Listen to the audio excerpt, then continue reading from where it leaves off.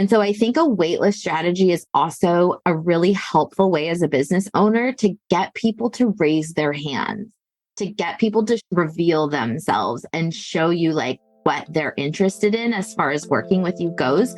But you have to put it out there for them. Hey, I'm Tania Bhattacharyya, and you are listening to the Campfire Circle podcast. We are all about breaking down the boardroom table as the ultimate space of leadership, and instead replacing it with a campfire. Because that's where we share our stories. That's where we build warm community, and that is where there's always room. I'm building an impactful business in public through thought leadership, and I'm taking you behind the scenes all along the way. So if you want to stand out as you stand up for your mission, you are in the right place. As your 2024 calendar comes together, don't forget that LinkedIn is like the best community gathering or conference in the world because the movers and the shakers that you want to meet are actually fully accessible. You know, potential clients, corporate decision makers, dialed in referral partners, amplifiers who have their own stages and platforms. They are honestly just one DM or thoughtful comment away. But the problem, both with LinkedIn and these big conferences, is that it can be hard to know even where to start. They are full of endless opportunities, which can be overwhelming, especially for introverts like me. And so back in the day, when I attended conferences as a nonprofit exec, I always veered away from the loud, crowded exhibit halls and instead really worked to curate intimate gatherings. You know, an evening s'mores and gratitude meeting around a fire pit, or hosting small dinners wrapped around a certain topic or a goal or a vision. Of course, exploring a new city with a handful of friends, just getting inspired around what we could create together and walking and talking and magical things emerging from those conversations. And so if all of LinkedIn is like a vast conference with everyone in the world, then our email list is like a curated, personalized, and actionable small gathering with people who have already opted in to our insights and what we're trying to say. And so last year, my dear, dear friend and email marketing queen, Jess Campbell, and I partnered on a workshop to share the strategies of what actually has worked for us when it comes to building an email list from LinkedIn. So yes, we taught everything we knew about growing an email list of engaged subscribers with an emphasis on engaged, because otherwise what's the point, from LinkedIn as the traffic source. And so it was so good, I wanted to share the replay for your listening pleasure today. Because as a social impact entrepreneur or a nonprofit executive, you've likely heard how important it is to grow an email list of your own. And maybe it's on your to-do list, maybe it's on your strategic plan. But people and their email addresses aren't just going to drop from the sky. They've got to come from somewhere. And what better place than LinkedIn, the place where so many of your people are already hanging out? So listen in. And as always, I would love to hear your takeaways from this episode. Enjoy. Well, shall we just get into it? We have a lot to cover. And we were talking yesterday about like doing our best to keep it to time, but warning people in advance that we might go over. So we will record it. If you have to excuse yourself, we understand. I'm going to go ahead and share my screen and let's get going. Thanks for being here, everyone. We here, in case you're like, where am I and why am I on this call? We're talking about LinkedIn and email today. Yay! Let's go. Okay, you guys know the drill at this point. To just keep it easy peasy for us all. If you haven't already, please make sure you're muted and introduce yourself in the chat. It's my favorite thing ever when people like find their person in a Zoom chat room. So don't be shy. Okay, you want to cover our agenda? Yeah. So we're going to do introductions. I think many of, at least one of us. But we definitely want to share who we are, what we do. We're going to talk about all kinds of things that have to do with bringing people from LinkedIn into your email list, like productizing your email, which if you don't know what that is, we're going to go all into it. Updating your LinkedIn profile to be a place where people can easily find out how to join your email list and are invited to join your email list. We're going to talk about the power of a wait list. We're going to talk about freebies, lead magnets. And I think sometimes, well, no, I'm not going to go into it. This is a passion point for me, but I'll talk all about it later. We're going to do some freebie audits, and then we will have time for questions and answers. So feel free to think of your juicy questions. You can drop them in the chat in real time. If it makes sense in the moment, I think we'll try to answer it. Otherwise, we'll answer questions at the end. Yes, good call. All right, let's do this. That's a little less close up. Okay, so I'm going first, right? Yes. Yeah. Okay, great. So Tania and I met yesterday just to prep for this. And we were like, let's be all profesh, send each other our bios, even though we like know each other. And then I decided to skim it, but I'm just going to tell you my version of Tania's bio. So I have to let you all know that I met Tania 100 million years ago because my grandmother actually was involved with Tania's organization that she was the executive director of for many years. And I do not say this with exaggerations. I'm not trying to be over the top. When I tell you that Tania is one of the top 5 fundraisers I have ever encountered, I am like so serious. She is phenomenal. And I've just loved watching her evolution as a business owner and taking all that she has applied as a relationship builder to her business. So then fast forward to, 3 years ago, 2 years ago, when did we sit down at Hot 2.5? Yeah, 2.5. Yes. She was like, we went and we had lunch and she was picking my brain. And I just knew that she was going to be the success that she is. At the time, she didn't quite know yet that it was going to be LinkedIn that she was like focused on. But she was knowing that was going to be her discovery platform. And it's just been so fun watching LinkedIn be your discovery place and you've been able to turn what you've applied as what you teach people. So if you're not familiar, Tania, AKA the LinkedIn Queen, is the founder of Lumos Marketing, and she teaches very smart, ambitious, social entrepreneurs how to be thought leaders, and through mostly the vehicle of LinkedIn, how to tell their story, how to craft their brand message. She's so phenomenal. She's also a super duper foodie. She's the mother of Gary, her pride and joy little pup. And she's a super fan of Harry Potter. What else can I tell you? She's the best, and it's such a delight to do this presentation with her. Oh my gosh, Jess, that is, I don't even know what to say. I don't even know what to do with myself when you say that I'm in your top 5 fundraisers, because that's like such a compliment. And wow. I said it before you even started this business. So it's for real true. So, oh my gosh. Well, I don't know how to go after that, but I think it should be easy for me because Jess is really somebody who needs no introduction. I'm so grateful to have her as a business bestie. Like she said, we got to know each other when we were both nonprofit fundraisers here in Orange County. She's a force to be reckoned with. She has the amazing Confessions podcast, which is incredible. I listen to every episode. She has the Raise More Money conference for fundraisers.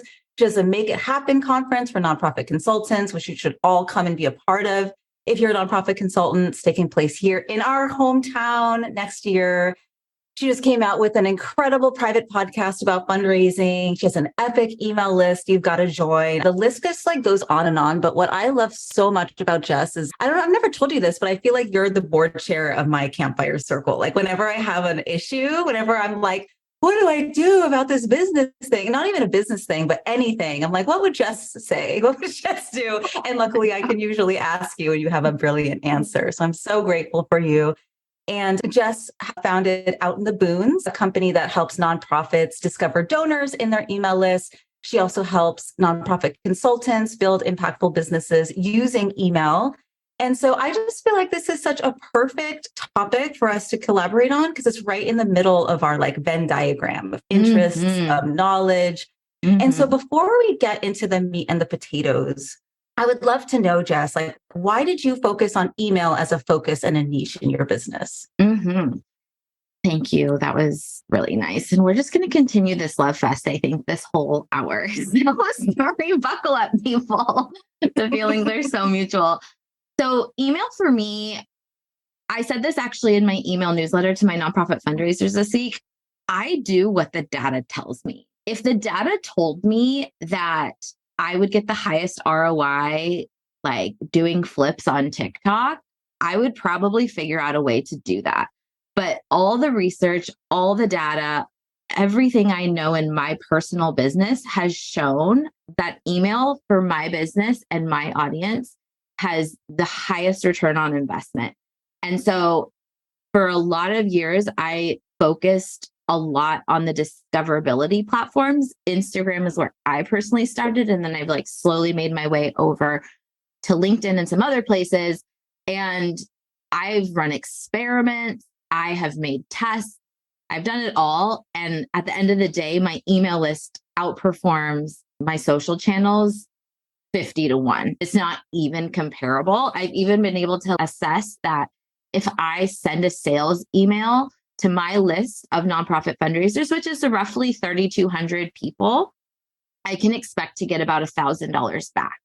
And if I was to post on LinkedIn or Instagram, I don't know if I would get a penny back. It's just for me, not apples to apples. But I will say that one thing that I'm recalibrating a bit, and this is something my coach Jordan, who I know you've worked a lot with too, has said, but the traffic has to come from somewhere. And for me personally, I still have seen more success in collaborations, a la my summits, a la my bundles, a la different kind of projects I do with other people. But LinkedIn is right up there as well. And you're the queen of that. And I know that you, for the, vast majority of your business have been focused on LinkedIn and now are seeing the other side. And so I think when they can work in tandem is like really the perfect recipe. I have a little bit of a story about that proves your point, right? So like you said, I've focused on LinkedIn. I used it myself as a nonprofit ED. And then when I started my consulting business, I was like, well, let me just keep doing what I know how to do and use LinkedIn to really build supporters, find new supporters, build trust, et cetera, et cetera. But then earlier this year in March, I launched my first LinkedIn content sprint. And I see a couple of alumni here and it makes me so happy to see your faces. But I saw how effective email marketing was in that launch because my VA set up UTM codes for me. And don't ask me what a UTM code is. Like I'm not the tech person. I don't know. But if I be your Pisces self, just slow around. I do not know. But essentially, they're like special tags for different links so that you can see exactly where traffic is coming from. I don't know how to set it up. Don't ask me to do that. But UTM codes. And I was shocked and bamboozled to learn that 3 times as many people visited the sales page for the sprint from my emails that I sent about it than they did my LinkedIn posts about it. And I had about the same number of emails and LinkedIn posts. But the really amazing thing about this is that I have 10 times as many LinkedIn followers as I did on my email. So it just goes to show you the folks that are on your email list, I think, are invested. They've opted into your insights, and it's just a powerful place to enroll people into your offers. You know? Yeah, I love that data. So proud of you for having that data. That's amazing. It's like the one piece of data I have. Oh, it's good. It's good data. Okay, let's get into some examples. Okay, first up, we're going to talk about productizing your email list. I am focused on this presentation, but if you could tell us in the chat, do you have an email list? Is this a priority in your business? Do you regularly send emails, or like maybe do it on a scale of 1 to 10? 0 being, I don't even have a list. I'm not even really thinking about it. 10 is yes, email is like the bread and butter of my business. It's the nucleus of everything. I focus on it exclusively. Go ahead and tell us so we have an idea of like where you are in your email journey. But one of the things that I think is really important to do is to think of your email list as a product. Even me, someone that's been focused on email, has thought about this 50%, but I'm just now crossing over into 100% by, for example, giving my email newsletter a name. Spoiler alert, I went with the open book. I just got the logo. It's really pretty. So my future emails for my nonprofit consultant segment will be called that. But really thinking of it as like a thing and talking about it as like a product is really helpful. And then when you have that information, you can tease it as such on LinkedIn. So here are two examples of ways that I did this in advance of sending out my newsletter. So I really lean in marketing overall on that curiosity arm. Humans are just so hardwired to figure out answers and solve questions. And so people don't like to be like left hanging and not know the thing. So I really lean on that. So in this first post, you can see, what do nosy people and new private podcasts, Threads, and Chimp Empire all have in common? I'm talking about all four in my weekly newsletter for nonprofit fundraisers that drops tomorrow. If you want the goods alongside 3,093 nonprofit fundraisers, get on the list stat. And then I put the link in my first comment. I'm going to let you, Tania, talk about like where you should put links in LinkedIn posts, because I'm not really sure what the algorithm favors, but I think I heard that on podcasts, so that's just what I do. I do want to call out like using specificity wherever you can and who this is for is really important. So for example, I'm trying to make it clear in this specific post on this side that this is for nonprofit fundraisers, not so much nonprofit consultants. I have two different lists. That's a different topic and a different conversation. But I'm really trying to call those people out versus like, anyone join my newsletter list. Same thing on this side. Again, I'm using that specificity to just invoke curiosity. So what do 221 buyers, a 67% live show up rate in just 2 weeks have in common?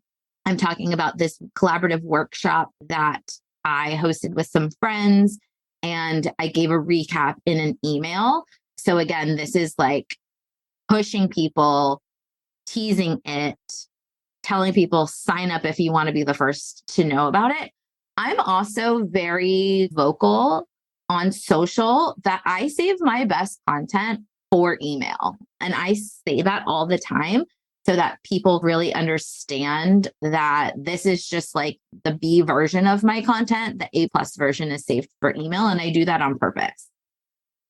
Okay, should we go to the next examples? Yeah, let's do it. All right, your turn. All right. Yes. So these are some examples of how I have just very recently productized my email list.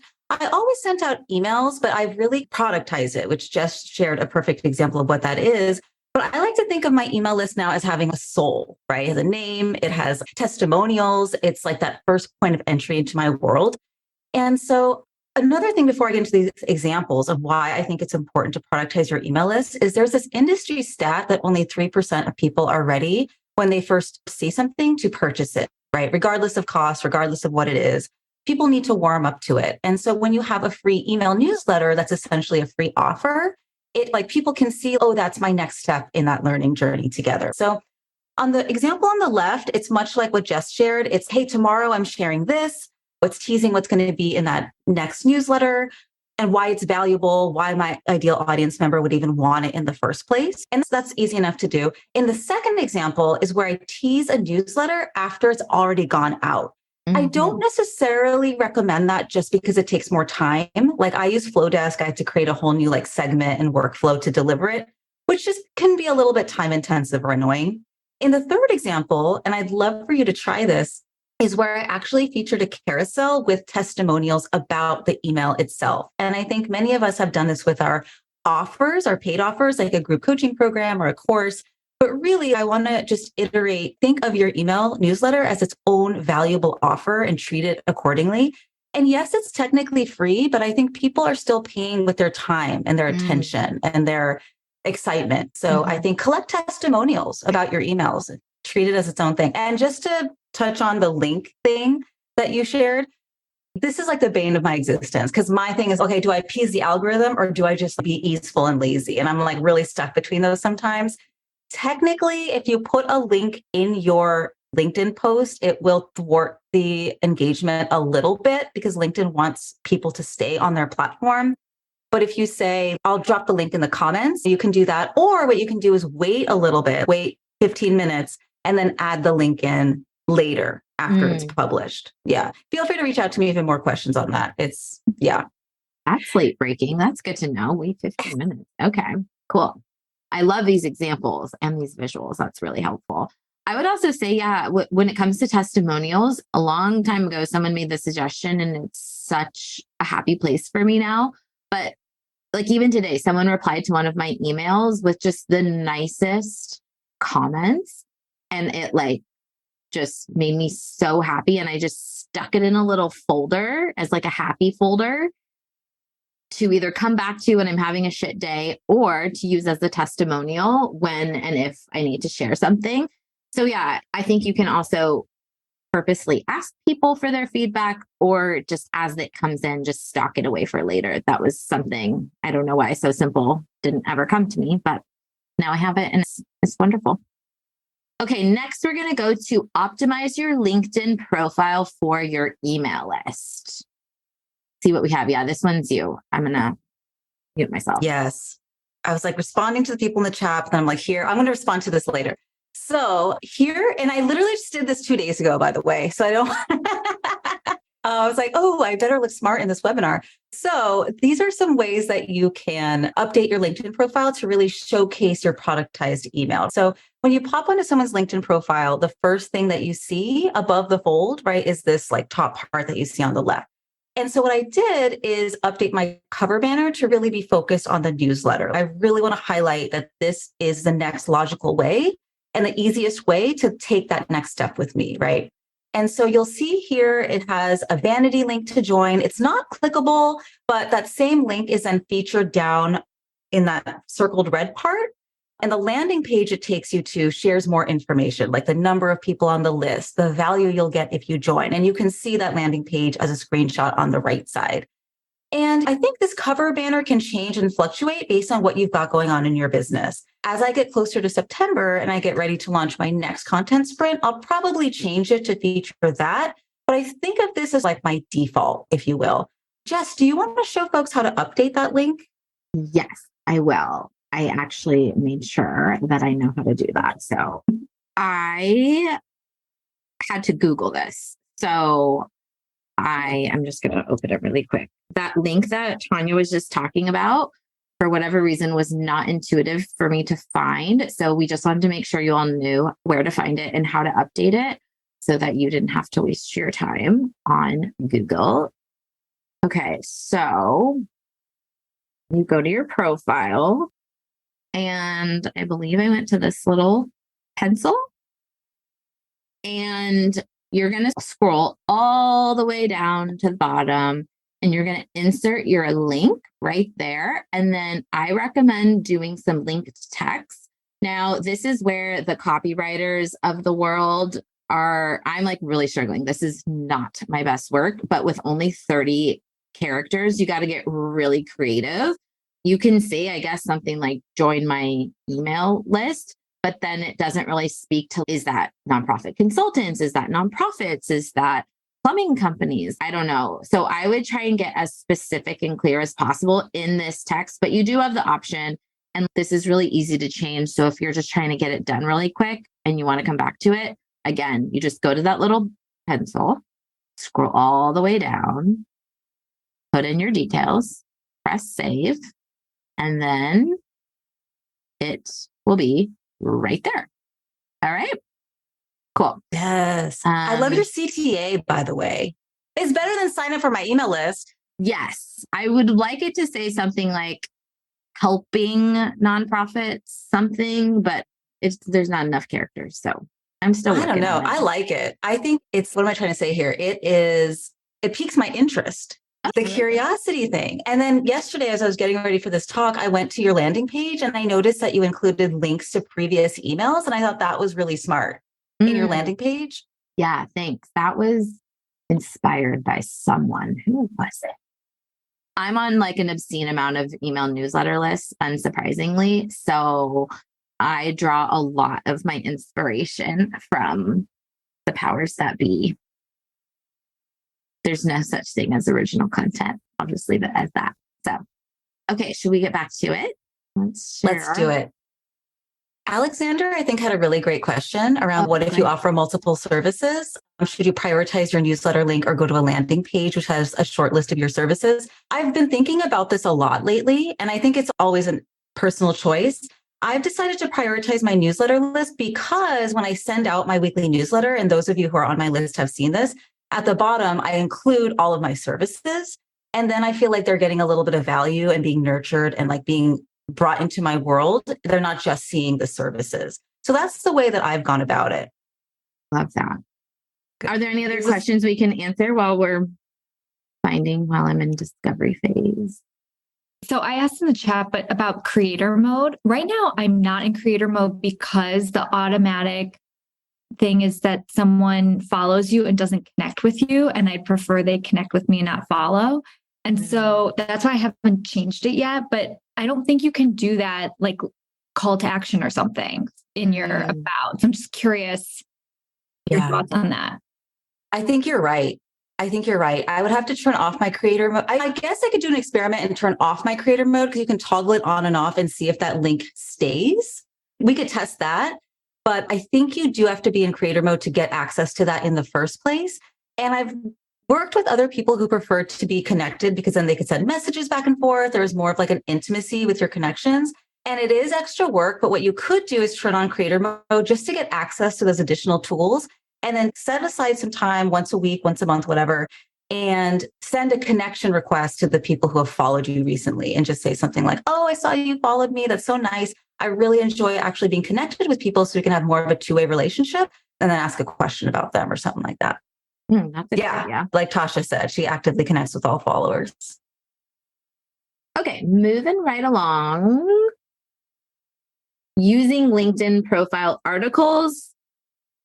Let's hear it. Yes. Okay. I'm going to answer that later. So essentially, LinkedIn articles are a great way to share longer form content that will live on. And it's also a great way to repurpose old stuff. Like I have a podcast. I know many of the folks here have podcasts, YouTube channels, presentations that they do. And so repurposing them into LinkedIn articles is great because these are indexed by Google. Like they come up in Google searches. And so I was just trying to find an example. I know this is meta, but I just Googled yesterday, like, how do you create a LinkedIn article? And the first thing that popped up was a LinkedIn article, right? It wasn't a blog on someone's website. It wasn't something on HubSpot or some other like thing. It was a LinkedIn article from this guy, initially published in 2015, and he just keeps getting hits on it. Wow. And so as you Google various things in the future, I want you to take note of this, that you're going to see people's LinkedIn articles in the Google search results mix. And I don't know if you can see this, but the first link in this guy's article is a link to his course. And so he just keeps getting hits on that. Can I do math? 8 years later. Yeah. And so similarly on the right here is a screenshot of one of my LinkedIn articles. I literally just repurposed a blog that I had, and I embedded the podcast player on there, which you can do in a LinkedIn article. You can embed a YouTube video, you can embed a podcast.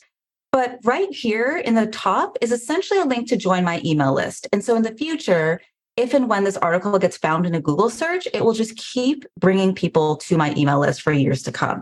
And there's something that I don't think I did well with this, something I wish I had done differently, which is with this strategy, you want to make sure that your headline in the article is like almost SEO optimized. You want to make sure it has the keywords that people are actually searching for to find the solution that you're outlining. Yeah. And I didn't do that very well. This is a kind of a fail. I think a better title would have been something for this episode, like how to use your personal story in your brand marketing. I think more people would search that than this term live leadership that is not really even a term. So all that being said, I think LinkedIn articles are a often unused resource on LinkedIn to really create something that will live on and keep funneling people to your list. I have a couple of questions about LinkedIn articles, and I'm just curious about your opinions. How do you feel about people who just literally send the same email that is the LinkedIn article? You know how that happens? Yeah. I think that it's helpful to change it up a little bit for sure. I don't think you need to write something brand new every single time. I will have a little blip on LinkedIn. I'll have the full transcript on my blog. I'll have a little bit more of an insightful email that actually talks about like why this is important.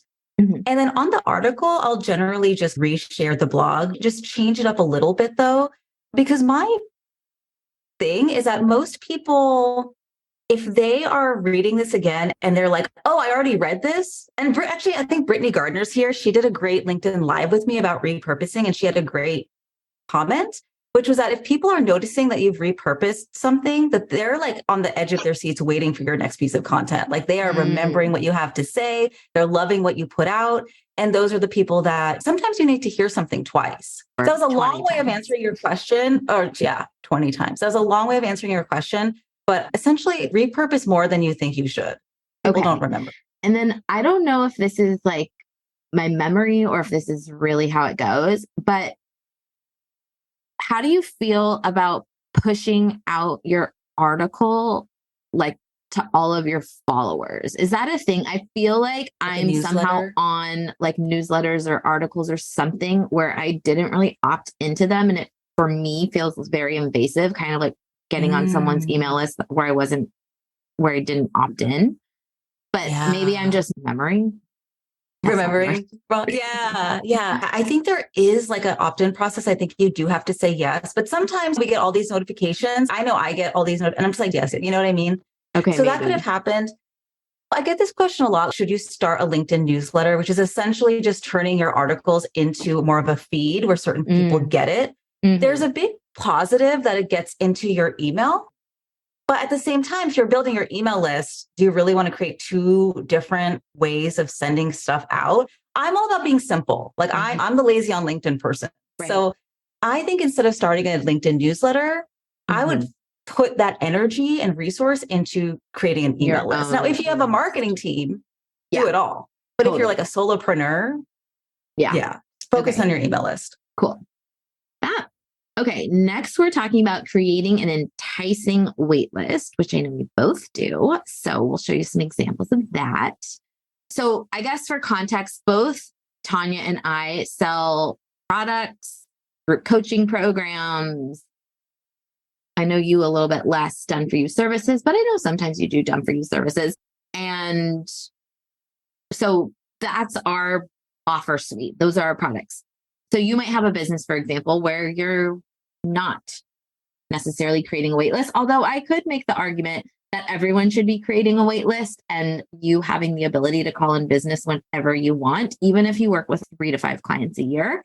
I think a wait list is always a really great strategy. But I just wanted to give that reference because this might not exactly apply for your business. One of the ways that I did it was in a pre-announcement of my upcoming summit for nonprofit fundraisers called Raise More Together. Here, I just told a story and gave some examples around what makes my summit unique and different. And then I used the opportunity to announce all of the speakers who are participating in this round of the summit, which is always exciting because I make a really valiant effort to find speakers who are the best on their topic, a lot of whom haven't necessarily been heard of before. And I love sharing their information early and often. But then I point people to the wait list because my wait list receives the lowest ticket price as well as some early access bonuses. I don't know why I'm saying it like that. And so it's an incentive for people to actually join the wait list. And it gives me an idea on the back end of the interest leading up to it. I do want to make a comment right here. And actually, I'm curious, Tania, on your opinion about tagging a bunch of people in posts.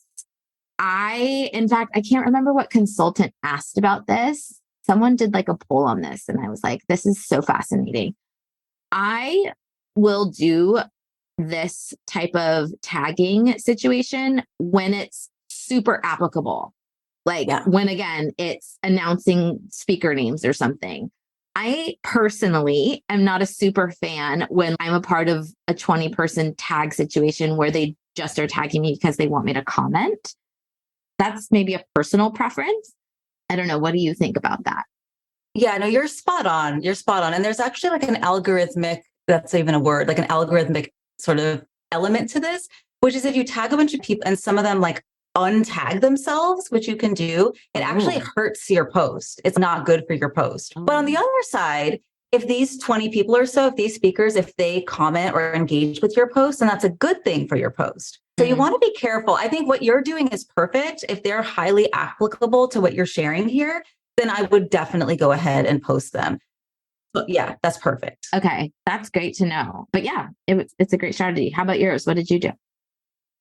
Yes. Well, first, I just want to double click on what you said about wait lists and adding it no matter what you do. I think we have a couple of nonprofit peeps in here, like fundraisers and stuff. Mm-hmm. And the word launch can have a weird connotation. So, I don't launch anything. But even if you're a service provider with done for you services, like you can still launch a podcast, an email newsletter, a new service. I think if you're a nonprofit leader, you can launch like gala. It's not really a launch, but it is. It's still a launch. It's still concentrated energy for a specific thing. So I think you can add a waitlist element to all of those things. And so in my case, I launched a course in June, and the people who joined the waitlist got the first part of the course for free. I have a client friend, Latrice, who recently came out with her first book, When Black Women Rise. And people who signed up for the waitlist got the first chapter for free, like immediately. And so I pulled the numbers from this waitlist situation for this workshop, and I had 174 people join the waitlist for my course in June. Now, some of those people were already on the list, but it was about 100 new people. And I think this is really key, and this is like a really big win, because I think that launches it's so normal to just look at the revenue or like the conversions, quote unquote conversions, but all the new people coming to our world are such a big win too, right? Yes. I want to say one more thing that sparked in my head as you were talking, and you talk about this a lot, Tania, that LinkedIn is such an easy platform to lurk. I know you've tested this. I've tested this as well, where I will put a freebie or some sort of thing to engage with, and the post will have almost no comments, no reactions, but that's the only place I've shared it, and I'll get 15 new subscribers. And so I think a waitlist strategy is also a really helpful way as a business owner to get people to raise their hands, to get people to reveal themselves and show you like what they're interested in as far as working with you goes. But you have to put it out there for them. And so, yeah, your post might not have a ton of post engagement, but on the back end, it could have, like Tania said, 100 people new to your list. That's amazing from sharing a wait list. And those are all people who may not be ready buyers right now for this upcoming sprint, but then you nurture them and they get to know your personality. And maybe the next round they'll be around. So I just think that's great. That is a definite win. Definitely.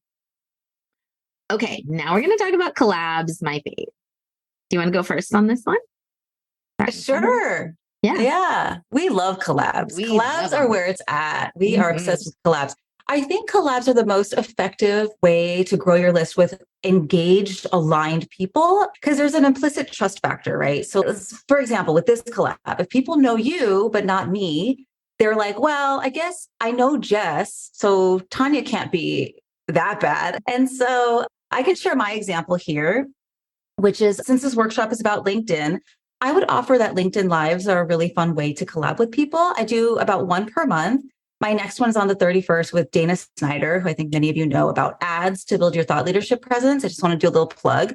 But you can secure signups for your email list by having a freebie that's related to the topic of the LinkedIn Live and shout it out throughout the live. So for example, I have this screenshot with Sally here. I already brought up Brittany Gardner, who I know is here. She and I did a LinkedIn Live together about repurposing. So she had a lead magnet about repurposing. I have a lead magnet about creating initial LinkedIn content, right? So we could be shouting those things out and referring to them throughout the live, because people are joining here and there. They're not necessarily there the whole time, but you can share why that freebie is helpful to what you're talking about in the live to get a full understanding of the topic. And then, see who signs up. And I would say you could each have your own freebie. If you really want to get creative, you could actually create a new freebie, which I don't always recommend doing. This is a deeper collab at that point, but you could create something new and send it out for that live. And like it says here, 150 people signed up for this workshop together, which is such an honor and such an amazing thing. And so this is just an example of a collab that has also grown our email lists from LinkedIn, because I only shared it on LinkedIn, maybe like a Slack channel or two, but for the most part, LinkedIn is where I shared it. Yeah. I know that I'm repurposing this graphic, but that's because when I did a collab a few months ago with the names you see here, I did an experiment where I actually didn't talk about it on any social platforms. I really wanted to test the health of my email list. And I think out of the roughly 221 buyers, like over 110 of them came from my personal email list, which was amazing considering I did this with 4 other people. So if you picture this as a promo event for a road trip on LinkedIn to grow your email list, this is a way that you could do it. But I didn't actually promote road trip on LinkedIn because I didn't promote it anywhere except my email list. But that again just goes to show if I had done the opposite experiment where I only shared this tiny offer on LinkedIn or on a social channel, do I think that I would have had 110 buyers? No way. I don't know if I would have 10 buyers.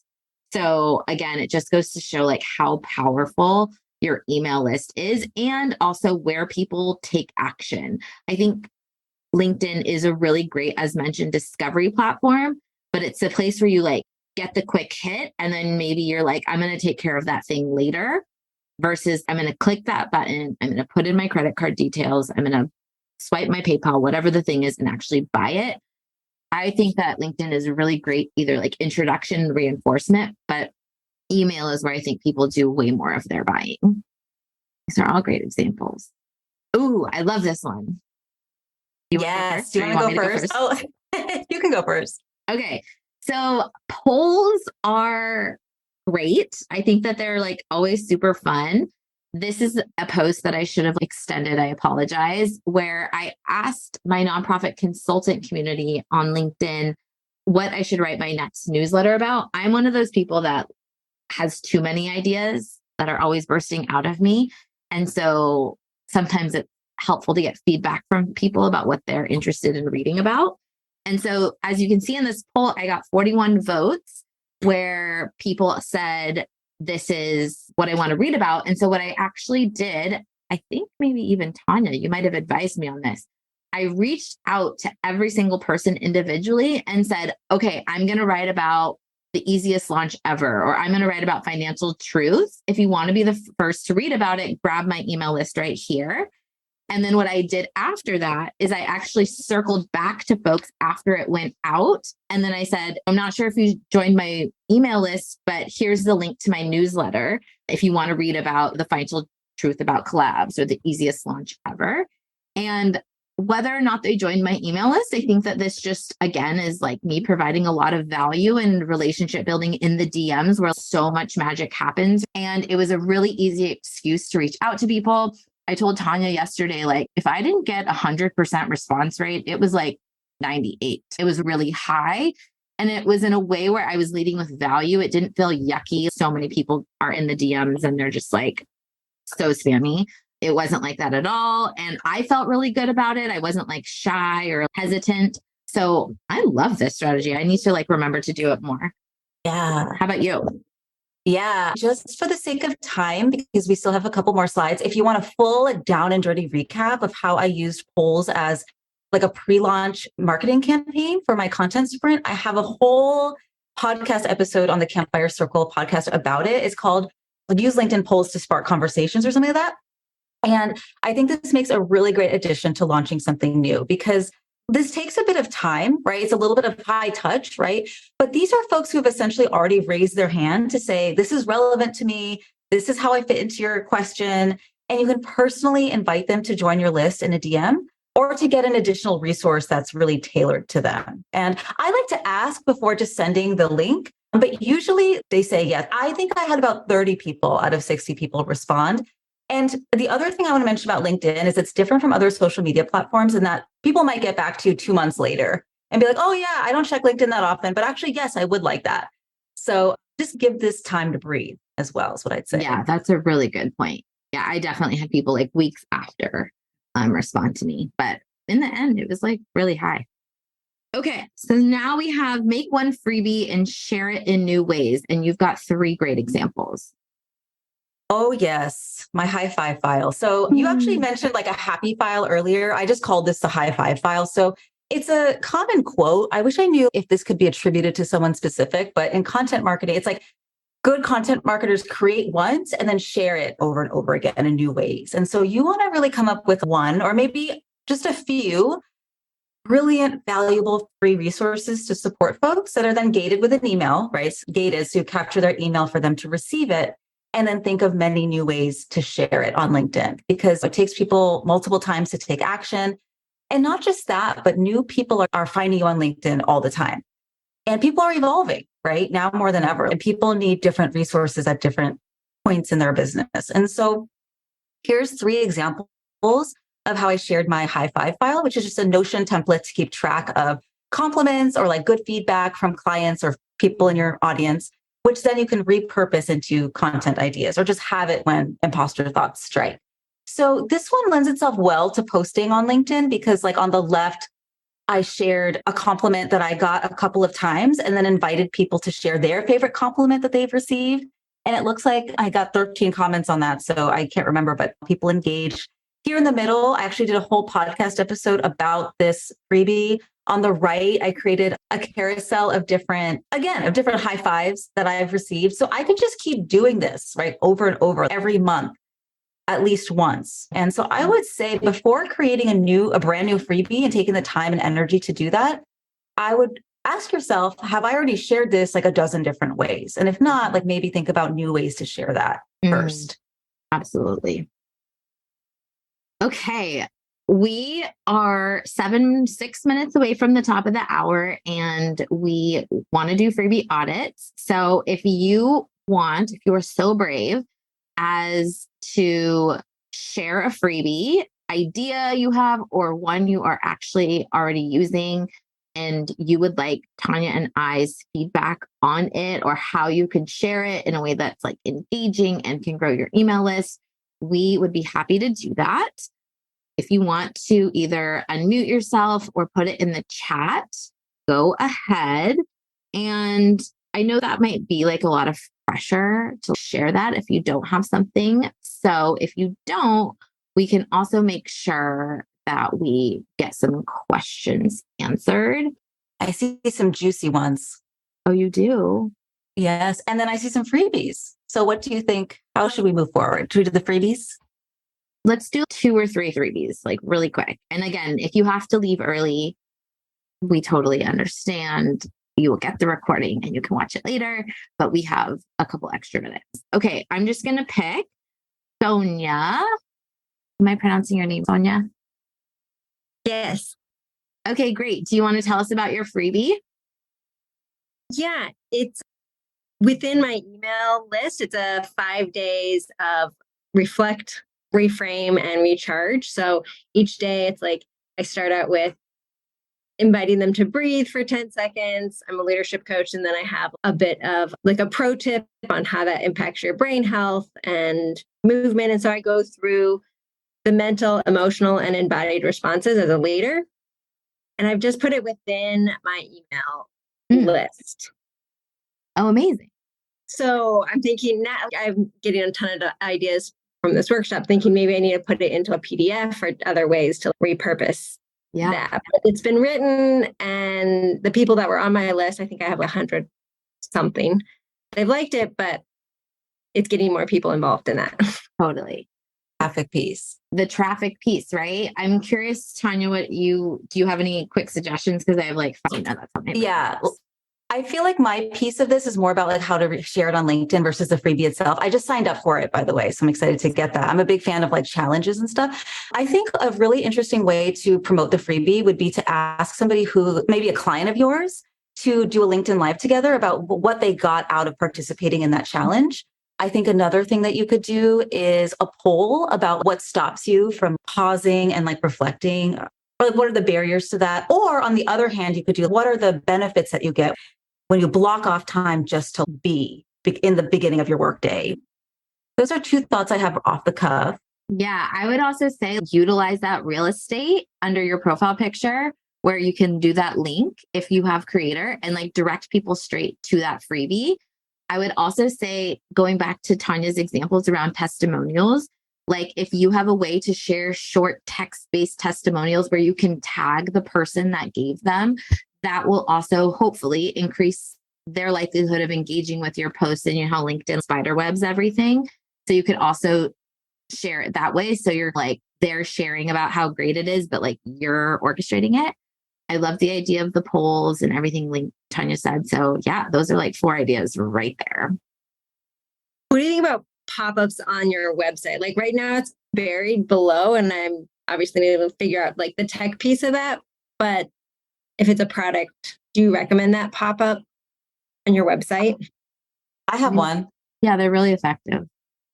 I also have it as the top bar on my website. So if you go to my website, like the very first thing on the top is a red bar, and it's an invitation to participate in my freebie. Okay. Is it okay that it's not a downloadable? It's like actually just this challenge of where it hits their inbox. It's automated. Yeah. Okay. 100%. Mm-hmm.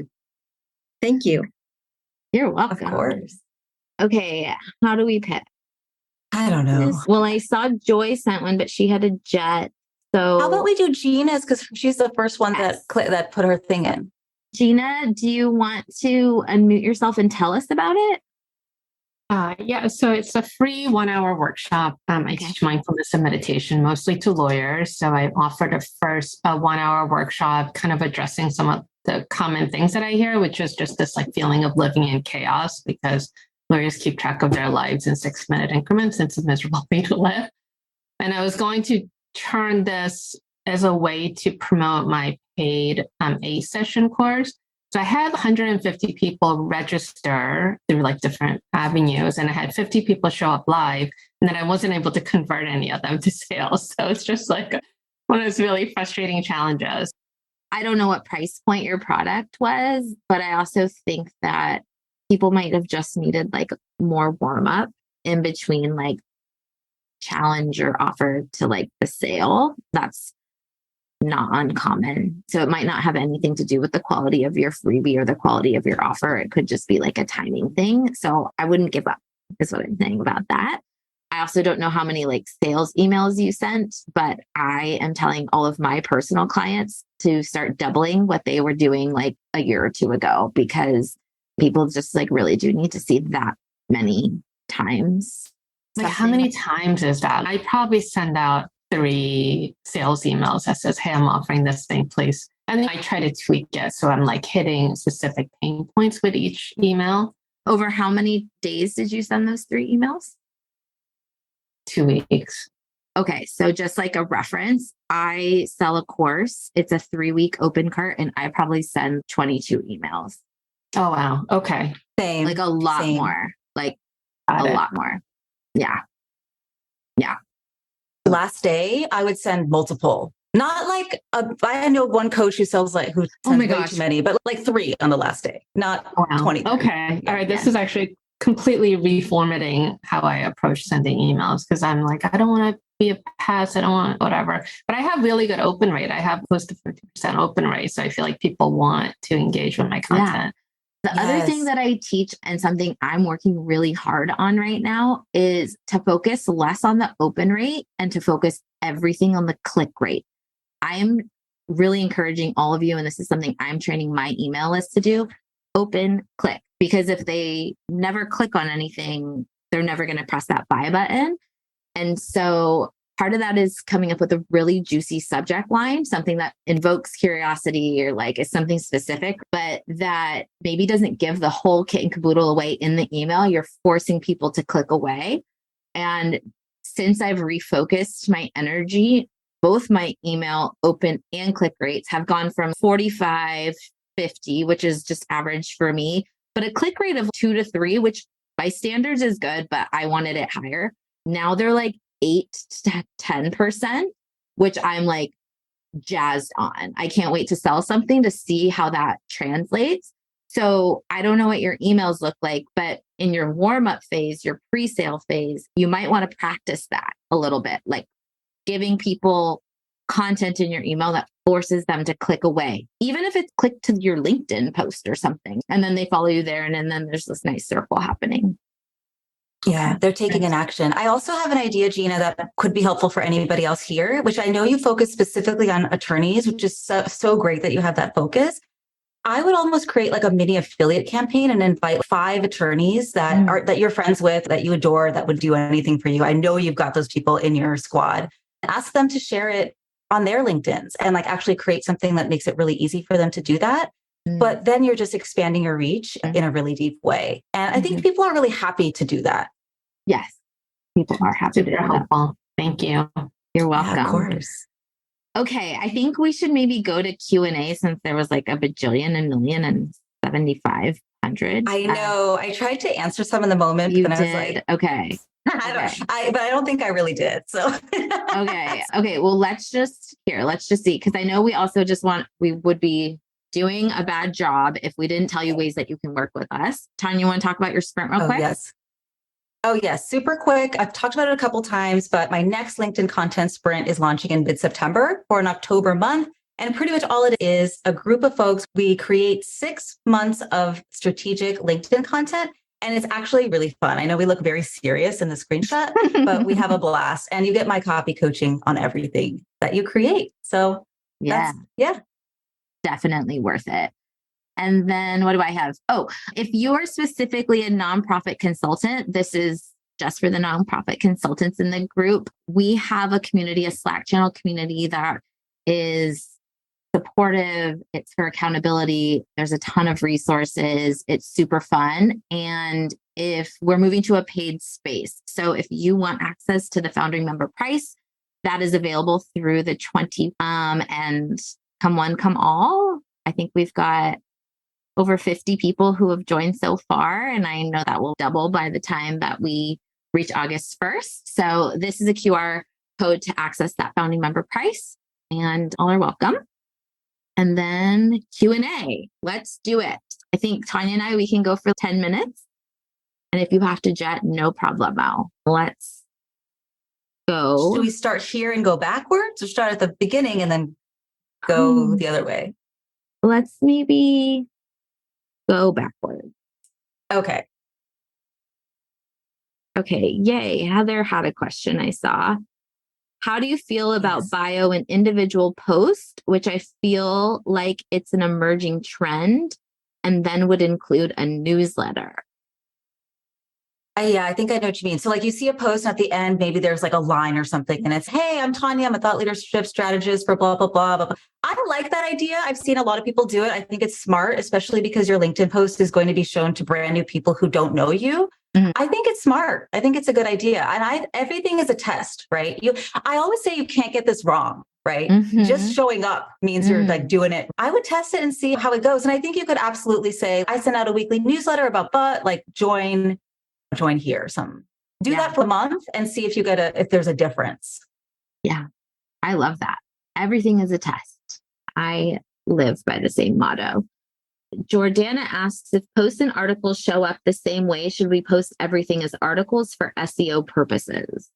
So I think this goes back to me trying to half answer a question and not really getting to the full. Okay. So a post and an article don't show up the same way. If you go after this webinar and try to create an article, it will ask you to create almost like what is this article about? And that will show up as a post. However, the article will show up in like a different part of your LinkedIn and it will like live on forever in SEO land. But posts don't if you search for something, your post won't show up in those results. I don't know if I'm explaining that well. But I think of articles as more longer form and more going like really deep into a certain topic. Does switching to creator mode allow you to post collaboratively?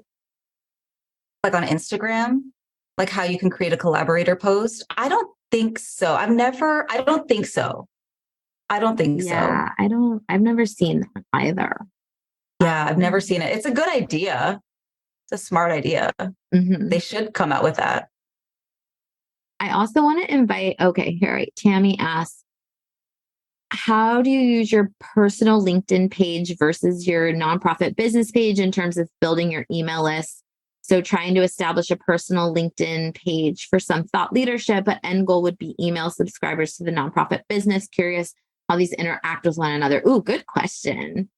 Yeah, I have some ideas, but what do you think, Tanya? Yeah, this is a great question. This is one of the most common questions I get. And I always go back to the fact that people trust other people, right? They want to get to know and trust you as a human being. And so I don't even do anything with my LinkedIn business page. I created one so that my logo would show up on my personal page. But even back when I was in charge of marketing at my nonprofit, that we would post something about, let's say, our accreditation, and we'd get some engagement. But if I, as the ED, posted about it, it would get so much more engagement. And so I think it's still helpful to have that presence as a nonprofit, especially more so than a consultant. But I think if your goal is email subscribers, I think 10 times out of 10, you sharing about it on your personal LinkedIn page is going to make that happen. Yep. I agree. And I think there's such a missed opportunity for nonprofit leaders to have a really big thought leadership presence on LinkedIn. And to Tanya's point, like you telling your origin story, you telling a story about what's happening on the ground, or maybe there's a New York Times article or something, and then your response to that, and then using language like join us for this or sign up for that. I think, again, yeah, to Tanya's point, we'll go over like a bajillion times better from your personal page. I think you can have board members do that, staff members do that. Huge. It takes a concentrated effort, but the results are so worth it. Yes. Alexander asks, do you ask people on your email list to invite their friends and colleagues to join? If so, what wording do you use? I can take this. So there is tools like Sparkloop and some other competitors where you can actually reward people for sharing your email list with their colleagues, friends, family, whatever. And when they sign up, it uses a unique tracking link so that they can like get stuff or win stuff. I've seen creators do it where like they might get a mug or they might get a shirt or something. I've seen other creators gift like free access to a workshop they have. But basically there's benefit to doing that. And that's a way for you to track them. If you wanted to do it just super old school, send them a note and say, hey, will you share this? My only suggestion when you are thinking of the language is to be super targeted and specific of who you want to join your email newsletter list, because none of us want just an email list big for the sake of being big. We want it to be our ideal customers, right? So if you want to find nonprofit leaders who work at large scale nonprofit hospitals in the Northeast region, and you want to grow your email list of those people, you need to say it like at that level of specificity, because you don't want someone just like sharing it with their grandma and like now you have their grandma on your email list. She might send you the best high five emails ever, and that'll make you feel really good. But is she ever going to buy one of your products or listen to your podcast or whatever? No. That would be my suggestion. I don't know, Tanya, if you have anything else to add. Yeah, Sparkloop is definitely built for this. The bummer is I use Flowdesk, because I know many of us do, and it does not integrate, which I'm like so sad about. I'm thinking about playing with adding to the end of my emails. Did you like this email? Like send it to a friend by sending them this link and sending them to like the opt-in page. But I don't know. I haven't figured out like a elegant way of doing that yet in Flowdesk. Yeah. And then I'm curious if each of you write your own newsletters. I'm on Tanya's, and I think one key component is the quality of the writing. Do you each author your own content? Yes. We do. I was just telling Jess the other day, if we all had universal basic income and we didn't have to work, like I would just write emails. Like I would just like, me too. It's my write favorite stuff. Yeah. So we do love to write. And I do think that's something that you can hone over time, because it becomes a process of self-expression. It's not just about this is what I do in my business, it's about this is who I am, this is what I believe in, this is what I care about. And I think that is what's coming through in our emails too. Mm-hmm. And as I get further and further in my business, I'm trying to make my newsletter like the nucleus of my business. So it's like the first people, it's like the inside, and it's where you get the best content. It's where you're the first to hear about where I have opportunities to work with me. It's where I share links to things that will inspire, educate, entertain you. Like I want my newsletter to be the product at the very center of my business. Now that's a personal choice, but it would, and to Tanya's point, I like it. So that would be like challenging to outsource. That being said, I'm a copywriter. I write for other people. And if copywriting is like the bane of your existence, you can find people and work with them to really nail your voice. And yeah, you don't have to do it. Mm-hmm. Okay, we have un más minute left. Is there any question? There's Janice? a question here. Yeah. Janice? I have 3 freebies and I have them all on one free resources page. Do you think I should just have them on one page? That's a really good question. So I would love your thoughts on this, Jess, because I have the same thing. I have an offerings page and I have my 3 freebies, but I have them. If you are needing help on strategy, download this freebie. If you are needing help finding this time in your schedule to work on your LinkedIn, here's a freebie. If you're having like self-limiting beliefs or systematically limited beliefs about your ability to show up as a thought leader, download this freebie. And so I thought that was a good idea. But then I realized a lot of people just download all 3 and then they're getting all of the follow-up nurture emails. So they're getting like 1 million emails from me. So I actually don't have a great answer to this. So what do you think, Jess? So if you go to my website, just because I know a couple people have been inspired by it and are like, how did you do that? Out in the Vince at me. If you go to that, you'll see that's what mine looks like. And so long story short, I have them all on one page, which everything has pros and cons. On the cons, if everything was separated out, I would be able to track analytics a bit better to know like which freebie is the favorite. Now I can do that on my email backend because I can look at the segment side, but it's a little hard to track like where people came from there or that kind of thing. But I think it's really easy as a user experience. So I think you have to choose sometimes at the end of the day. I will also say, like, when I was first starting my business, I got wind of Jenna Kutcher everything. I'm not a super like follower of her anymore, but I practiced what she did. I was like, she did it, I'm gonna do it, which was like create a freebie every single week. So for almost a year, I did that, which I don't recommend. And so now I have like hundreds of freebies floating around the universe. And it's been like a long-term goal to really cut the fat and figure out like what my best ones are and only offer those. So it's just a little complicated for me because I also use Pinterest. That's my number 2 lead gen source. And they're all connected to pins and it generates a lot of email subscribers. So cutting them away would be like, so yeah, I think you have to decide, do you want a great user experience? If you only have 3, you could definitely test having them each on a separate page. And then you'd be able to check the backend analytics. But if you have like hundreds like me, I don't know if I would recommend having hundreds of pages. Yeah. Okay. We are officially at 17 and we said we would do 15. You all are the best. Thank you all for such amazing questions. I think our follow-up is that we will send out the replay and then relatively soon, we're also going to send out a survey since this is Tania and I's first time doing this with one another. And we'd love your true and honest feedback. And Tania, anything to add? No, I think that's it. Ditto. I agree. Like, I loved the energy in this room. You had amazing questions. And it sounds like I'm going to be seeing a lot of you on LinkedIn, which I love. Yeah. And if you're not already connected with me and Jess, be sure to do that because we'd love to stay in touch with you. Absolutely. Absolutely. All right, everyone. Have a great rest of your Wednesday.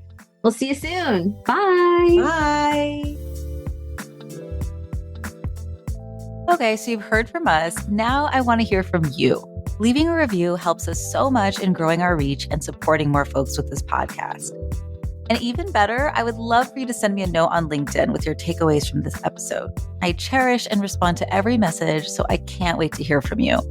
And if you want to go even deeper, check out the show notes to take your next step.